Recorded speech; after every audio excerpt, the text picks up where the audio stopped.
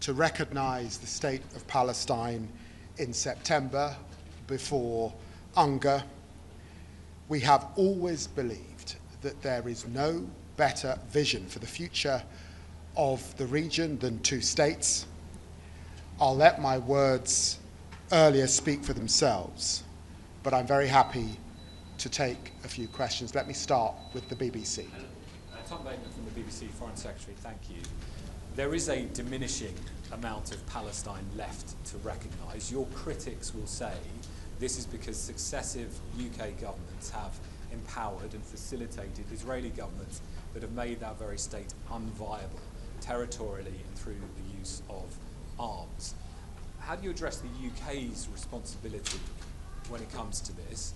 And why has it taken starvation to make you act now? And also, if I may, how much pressure is the UK government putting on the Israeli leadership to allow journalists independent access to Gaza? Well, look, let me be clear. Since coming to office, we restored funding to UNRWA. It was important that we took the sober decision to suspend arms sales to Israel that could be used in Gaza.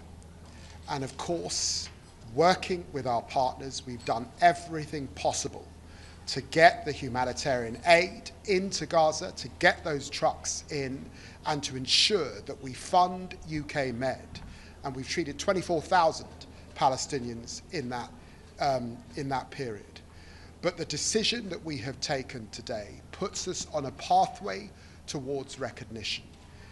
And over the next 8 weeks, what we are attempting to do is affect the situation on the ground.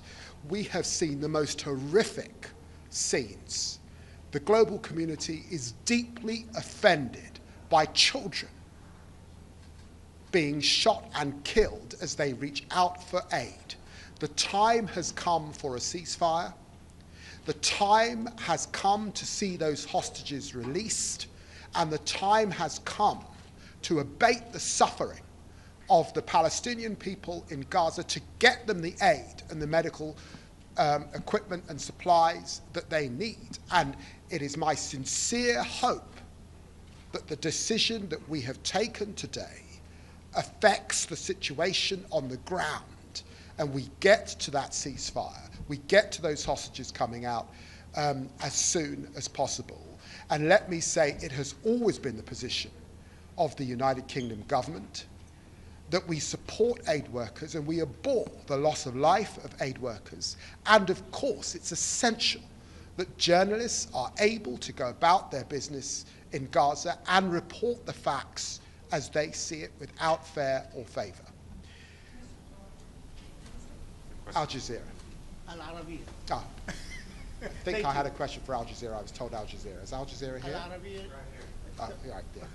Thank you. Foreign Secretary, two questions. Number one is, did your Prime Minister give a heads up to the U.S. President yesterday that he would be making this announcement today? And second question, your recognition of Palestine is conditioned, as you said. It's a pathway to recognition. Why is there this conditionality? And how will your government decide if Israel has met the conditions or not? Well, let me state it wouldn't be right for me to comment on private conversations between our Prime Minister and the President of the United States, except to say, as you know, that the United Kingdom has the most special of relationships with the United States. We have always been clear that no country has a veto on solemn decisions that we make in the United Kingdom, and you will have seen in my statement that I made reference to the unique position of the UK in relation to the situation we see in Israel and Gaza and the occupied territories and the Balfour Declaration. And we have made a decision that puts us on a pathway to recognition next month. But what we have attempted to do is to affect the situation on the ground. And I sincerely hope that we see a dramatic improvement in the suffering, that we see a commitment to a ceasefire, and we see a commitment to a diplomatic process such that we do not get a pause in relation to that ceasefire, but we get an enduring peace. And it's for us to assess those conditions as we get to next month. But the undertaking I made in the General Assembly just a few minutes ago is a solemn undertaking in front of the whole global community. PA, I think. The PA. AP, sorry, AP. Thank you. To follow up on Tom's question, what the French government has said it's willing to take actions, calling on the EU to implement unfreeze money that Israel owes to the Palestinian Authority, to be able to sanction any Israeli settlers that are targeting West Bank settlements. What is the UK planning on doing to be able to coerce or incentivize Israel to fall in line? Will there be an arms embargo? Will there be any sanctions against Israel if they do not comply in this? Well, the United Kingdom has already taken steps to sanction violent settlers on the ground, and these are decisions that other countries have not taken. We also took decisions to sanction Ben Gvir and Smodrick, and these are decisions that the European Union have not yet taken. We indicated 27 foreign ministers came together with me in a statement just 2 weeks ago, and we indicated that we would take further steps to affect the situation on the ground, and we are clear about that. But today is about achieving the abatement of the suffering that we see on the ground.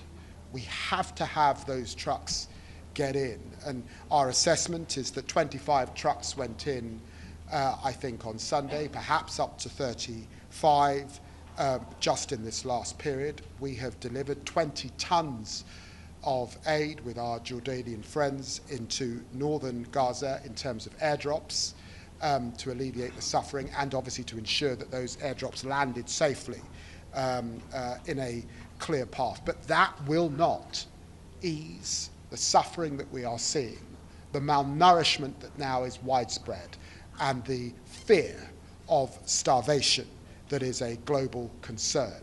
And so the United Kingdom, working with partners, and you've seen us working with our Arab partners, but obviously working alongside France and Saudi Arabia today, we are all attempting to bring an end to this suffering. Thank you very much indeed. Thank you.